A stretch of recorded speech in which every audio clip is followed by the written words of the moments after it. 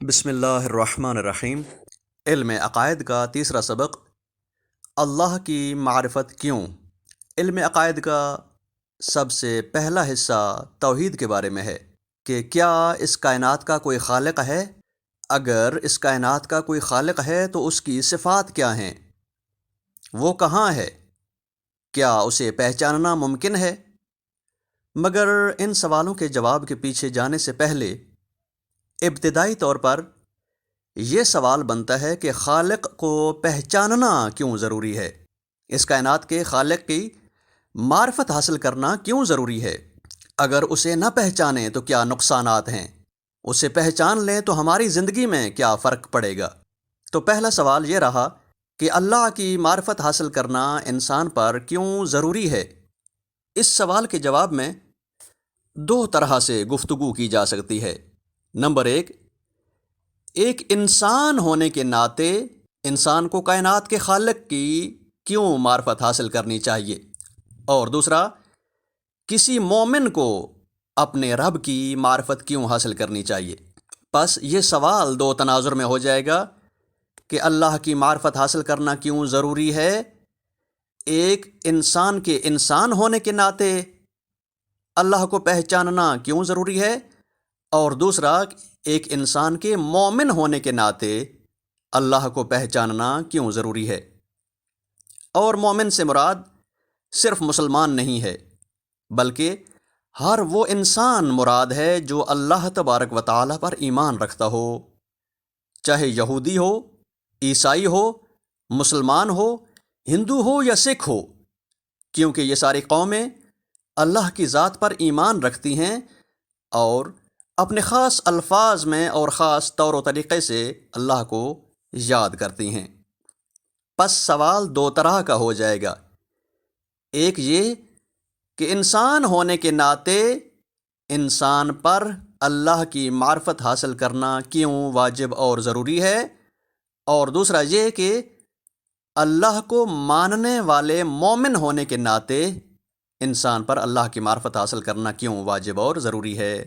انسان ہونے کے ناطے سے اگر اللہ کی معرفت کو پرکھا جائے تو اللہ تبارک و تعالیٰ کی معرفت حاصل کرنا ہر عقل مند انسان کی خواہش اور جستجو ہے۔ انسان ہونے کے ناطے ہر انسان اللہ کی معرفت کے پیچھے نہیں نکلتا۔ انسان ہونے کے ناطے صرف بیدار ضمیر اور باشعور لوگ ہی اللہ کی معرفت کے بارے میں سوالات اٹھاتے ہیں اور ان سوالوں کے جواب تلاش کرنے کی کوشش کرتے ہیں۔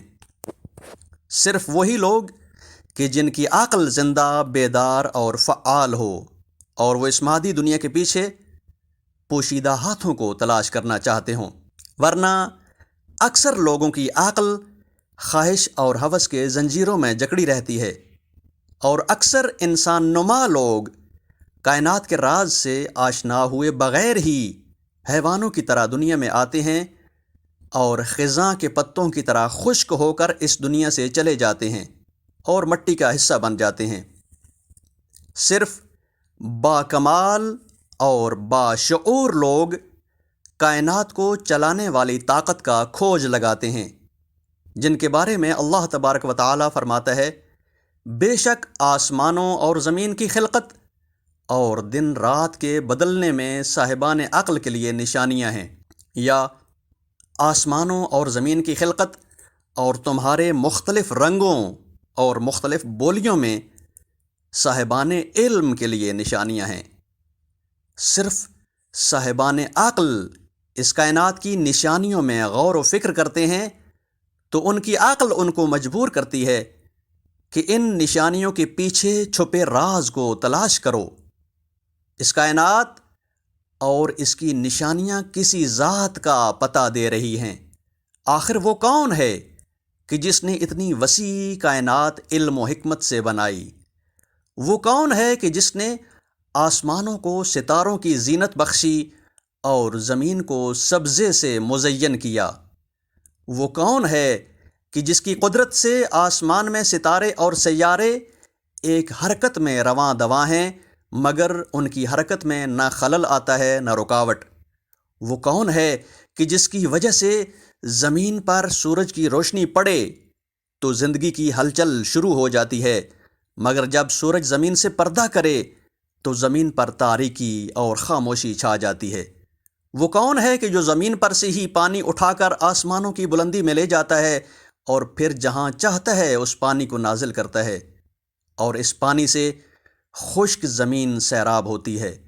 وہ کون ہے کہ جو زمین کو سیراب کرتا ہے اور مردہ زمین کو سبزے کی رونق دے کر دوبارہ اس میں زندگی ڈالتا ہے؟ وہ کون ہے کہ ایک ہی مٹی سے اور ایک ہی پانی سے طرح طرح کے پھول اور مختلف ذائقوں کے پھل اگاتا ہے؟ وہ کون ہے کہ جس نے مختلف ذائقوں کے پھل اور فصلیں پیدا کیں اور اسی خوراک سے اس نے مختلف جانداروں میں زندگی کا سامان مہیا کیا؟ اس زمین پر یہ زندہ موجودات اور جاندار سبھی ایک جیسے کیوں نہیں؟ ان کے رنگ مختلف، ان کی بناوٹ مختلف، ان کے حلیے اور شکلیں مختلف، ان کی بولیاں مختلف، اس سے بڑھ کر یہ کہ باقی تمام موجودات میں ضرور اختلاف پایا جاتا ہے، مگر جو اختلاف رنگ و صورت اور سیرت اور سلیقہ کا انسان جیسے جاندار میں پایا جاتا ہے، یہ بہت ہی حیران کن ہے۔ انسان ایک ماں باپ کی اولاد ہوں گے۔ جیسے ایک زمین سے مختلف پھول اگتے ہیں، اسی طرح ایک ماں باپ سے مختلف شکلوں، مختلف رنگتوں اور مختلف مزاج کے لوگوں کو کون ظاہر کرتا ہے؟ ان سب کا سبب کون ہے؟ یہاں تک کہ ایک انسان کی مختلف انگلیوں کے نشانات ایک جیسے نہیں۔ یہ انگلیوں کے نشان مختلف کیوں؟ کس نے بنائے؟ انسانوں کی انگلیاں ایک برابر کیوں نہیں؟ ان زندہ موجودات میں سے انسان کی خلقت اتنی منفرد اور عجیب کیوں ہے؟ کس کی حکمت اور اشارے پہ موجودات میں یہ اختلاف اور تبدیلیاں پائی جاتی ہیں؟ انسان تو ایسا عجیب الخلقت ہے کہ جس کا اپنا وجود ہی ایک بہت وسیع کائنات ہے۔ اس کی جسمانی حیرت انگیز تخلیق، اس کے جسمانی خلیوں کی بناوٹ، پرانے خلیوں کا ختم ہونا اور ان کی جگہ نئے خلیوں کا پیدا ہونا، اور نئے آنے والے خلیوں کا پہلے خلیوں کی جانشینی میں اپنا درست کام سنبھال لینا، انسانی مغز اور ذہن میں کروڑوں خلیوں کا نظم و ضبط کے ساتھ اپنا اپنا درست کام کرنا، کہ جن خلیوں کی تعداد آسمانی ستاروں کے برابر ہے۔ یہ سب کس نے بنایا اور کیوں؟ خلاصہ اور مختصر یہ کہ ایک عقل مند انسان کو اس کائنات میں پائی جانے والی علم و حکمت کی نشانیاں وادار کرتی ہیں، ابھارتی ہیں، کہ جس ذات کا علم و حکمت مخلوقات میں نظر آ رہا ہے اسے انسان پہچانے کہ وہ کون ہے۔ اگر اسے نہ پہچان سکے تو عقل مند انسان بے چینی اور بے سکونی کا شکار ہو جاتا ہے، اور ایک عقل مند انسان یہ عقلی بے سکونی برداشت نہیں کر سکتا اور ہر قیمت پر حقیقت کی تلاش میں نکلتا ہے۔ جیسے بدھ مت کا بانی بدھا یا بودا ہندوستان کا ایک شہزادہ تھا۔ جب وہ پیدا ہوا تو اس کے باپ کو نجومیوں نے کہا، بادشاہ سلامت، آپ کا یہ نور چشم مذہبی رہنما بنے گا۔ بادشاہ سن کر حیران رہ گیا کہ ہم نے تو اسے اپنا جانشین بنانا ہے، یہ کیسے ہو سکتا ہے کہ ہمارا شہزادہ سادھو یا پنڈت بن جائے؟ تو نجومیوں نے کہا، بس اگر آپ چاہتے ہیں کہ اس شہزادے کو بادشاہ ہی بننا ہے تو اسے شاہی محل سے باہر نہ نکلنے دیجیے گا۔ بودا کو ہمیشہ محل میں ہی رکھا جانے لگا۔ عرصہ گزرتا گیا۔ جب یہ شہزادہ جوان ہوا تو ایک دن اپنے نوکر چاکروں کو کہا، آج محل سے باہر کی دنیا دیکھنے چلتے ہیں۔ نوکروں نے بہت منت سماجت کی کہ حضور، بادشاہ سلامت آپ کے باہر جانے پہ غضبناک ہو جائیں گے، مگر بودا اپنے غلاموں کو مجبور کر کے باہر لے گیا۔ جس شہزادے نے صرف ناز و نعمت دیکھی تھی، پہلی دفعہ ایک بوڑھے فقیر کو دیکھا اور خادموں سے پوچھا، اسے کیا ہوا ہے، یہ اس حالت میں کیوں ہے؟ تو بتایا گیا یہ بوڑھا ہو گیا ہے اور نادار آدمی ہے۔ پھر بودا نے ایک مریض آدمی کو دیکھا اور پوچھا، اسے کیا ہے؟ تو بتایا گیا سرکار یہ مریض ہے، بیمار ہے، اسے کوئی مرض لاحق ہے۔ پھر کچھ آگے چلتے گئے تو راستے میں دیکھا لوگ جنازہ اٹھائے لیے جا رہے ہیں اور روتے جا رہے ہیں۔ پھر بودا نے سوال کیا یہ کیا ہوا ہے اور لوگ رو پیٹ کیوں رہے ہیں؟ تو بتایا گیا حضور یہ کوئی آدمی مر گیا ہے اور اس کے چاہنے والے رو پیٹ رہے ہیں۔ بڑھاپا، مرض اور موت، یہ سب کیا ہے اور کیوں؟ بودا نے یہ حالات دیکھے اور سوچ میں ڈوب گیا۔ بودا سوچ میں پڑ گیا کہ دنیا اتنی ساری مشکلات میں گھری ہے اور ان مشکلات کا کوئی راہ حل اور چارہ کار بھی ہے یا نہیں۔ یہی سوچ کر وہ جنگلوں میں نکل گیا اور سادھو بن کر لوٹا۔ اس نے مذہبی تعلیم جو جنگلوں میں بیٹھ کر حاصل کی، اس مذہب کی تبلیغ شروع کر دی اور بدھ مت مذہب کا یہ بانی ٹھہرا۔ تبلیغ ان نظریات پہ شروع کر دی کہ یہ دنیا مشکلات سے بھری ہوئی ہے اور ان مشکلات سے چھٹکارا پایا جا سکتا ہے، اور ان مشکلات اور مصیبتوں سے نجات کا واحد راستہ صرف یہ ہے کہ نیروانا تک پہنچا جا سکے۔ نیروانا کیا ہے؟ نیروانا یعنی عالم نور، ایسی ذات کہ جس سے ساری کائنات روشن ہے، اور جب انسان اس نور کو پالے اس وقت انسان کو تمام مشکلات سے چھٹکارا مل جاتا ہے۔ اور اس ذات کا ایک نام قرآن مجید نے بتایا، اللہ نور السماوات والارض، اللہ آسمانوں اور زمین کا نور ہے کہ جس کی تلاش اور معرفت سے انسان کا قلب نورانی ہو جاتا ہے اور انسان کائنات کے بہت سے راز جان جاتا ہے، کیونکہ انسان علم و معرفت کے مرکز تک پہنچ جاتا ہے۔ مگر اس ذات کی تلاش صرف وہی لوگ کرتے ہیں جن کی عقل بیدار ہو۔ اسی لیے اللہ تبارک و تعالی نے قرآنی آیات میں مختلف جگہ فرمایا کہ اس کائنات کی خلقت میں صاحبان عقل کے لیے نشانیاں ہیں۔ یہ رہا پہلا مورد نظر کہ انسان کے انسان ہونے کے ناطے سے اللہ کی معرفت حاصل کرنا کیوں ضروری ہے، اور دوسرا مورد کہ ایک انسان کے مومن ہونے کے ناطے سے اللہ کی معرفت حاصل کرنا کیوں ضروری ہے۔ اللہ کو ماننے والے اگر دیندار ہوں، یعنی کسی آسمانی دین کے پابند ہوں، تو ان پر اللہ کی معرفت کا حاصل کرنا ان کے ایمان اور دین کا تقاضا ہے۔ یعنی دینداروں کے لیے عقل کے ساتھ ساتھ اللہ کی معرفت حاصل کرنا دینی فریضہ ہے، کیونکہ آسمانی ادیان کے پیروکار اپنے انبیاء کی تعلیمات کی روشنی میں اللہ کے وجود پر ایمان رکھتے ہیں اور مانتے ہیں کہ اس کائنات کا بنانے والا ایک خالق ہے، وہی وحدہ لا شریک رب ہے کہ جس کے علم و حکمت سے اس کائنات کا نظام چل رہا ہے۔ لہٰذا دینداروں کے لیے یہ سوال ہی پیدا نہیں ہوتا کہ اس کائنات کے پیچھے کس کا ہاتھ ہے۔ دیندار اس بات پر فطری طور پر ایمان کے ساتھ پیدا ہوتے ہیں کہ اللہ وحدہ لا شریک کی قدرت اور حکمت سے یہ کائنات بنی ہے اور اسی کی تدبیر سے یہ کائنات چل رہی ہے۔ دینداروں پر عقل اور ایمان کی روشنی میں خالق کو پہچاننا واجب اور ضروری ہے، اور اس کی اہم ترین وجوہات بھی عقلی ہیں۔ نمبر 1، اللہ کو پہچاننا اس لیے ضروری ہے کہ اللہ کی نعمتوں کے برابر میں صحیح شکر بجا لایا جا سکے۔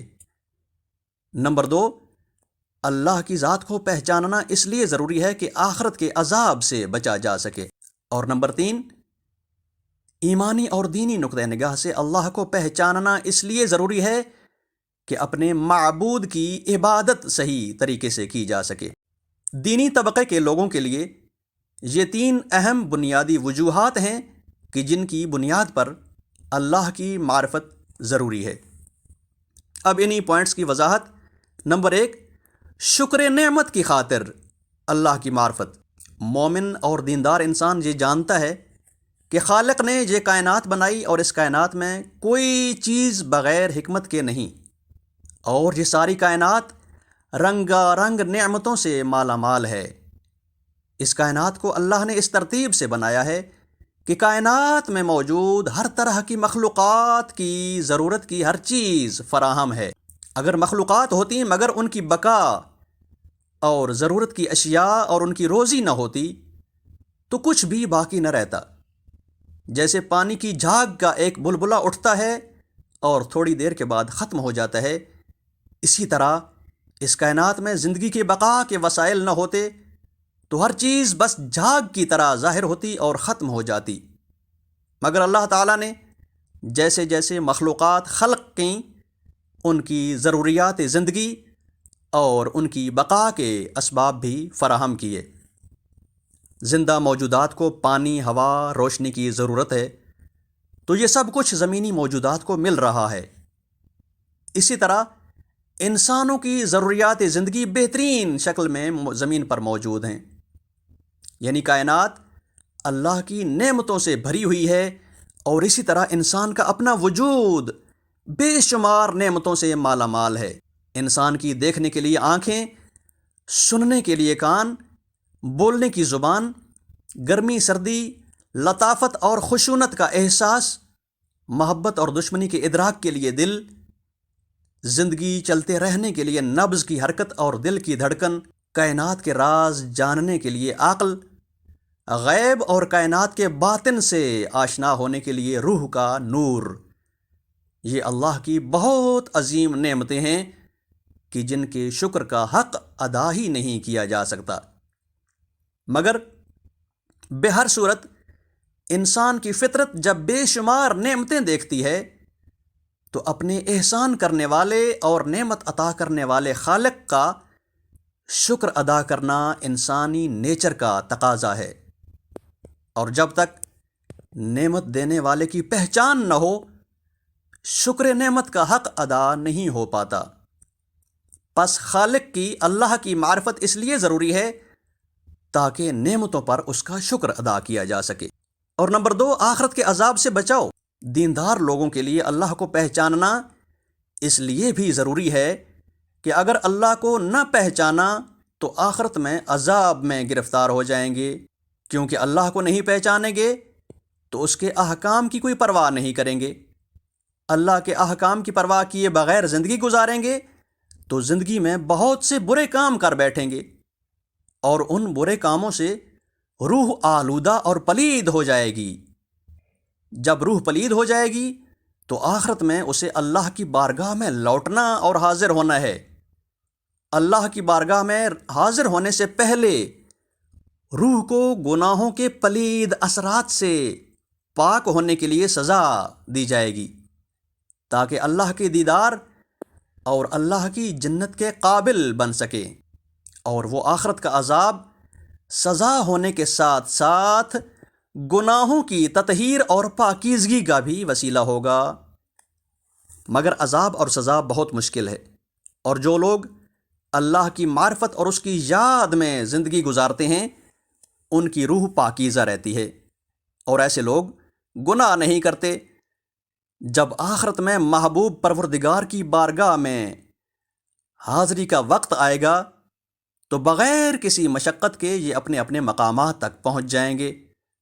مگر جو اس دنیا میں اللہ سے غافل اور دور رہے، قیامت کے دن اللہ ان کو نظر انداز کرے گا، اور اللہ تعالیٰ فرماتا ہے کہ اللہ انہیں بھلا دے گا جیسے انہوں نے اللہ کو بھلا دیا، اور قیامت کی ہولناک گھڑیوں میں اللہ کی نظر رحمت سے محرومی سنگین ترین عذاب ہے۔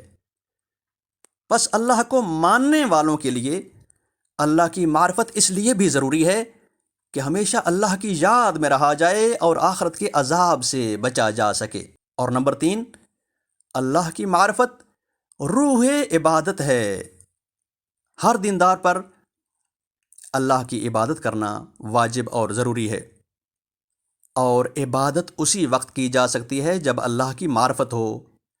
جب تک انسان کو اللہ کی معرفت نہ ہو کہ اللہ کا اس کائنات میں اور میرے وجود میں کیا کردار ہے، اللہ کے میرے اوپر کیا کیا احسانات ہیں، اس نے مجھے پیدا کرنے کے بعد کون کون سی نعمتیں عطا کی ہیں، ان تمام نعمتوں کا کوئی مقصد ہے، اس نے یہ سبھی کچھ نعمتیں مجھے فضول میں نہیں دیں، میرے اس دنیا میں آنے کے بعد میں نے ادھر ہی ختم نہیں ہو جانا بلکہ لوٹ کر اپنے خالق کے دیدار کے لیے جانا ہے۔ جب تک شعور اور معرفت نہ ہو، عبادت کا کوئی اثر اور فائدہ نہیں ہے۔ لہٰذا عبادت کی روح معرفت ہے، اور اللہ کی معرفت حاصل کرنا اس لیے ضروری ہے کہ انسان عبادت کا اپنی حد تک حق ادا کر سکے۔ ویسے تو حق عبادت ادا کرنا انسان کے بس کی بات ہی نہیں ہے، مگر اپنی طرف سے عبادت کو مکمل ادا کرنے کے لیے اللہ کی معرفت بنیادی چیز ہے۔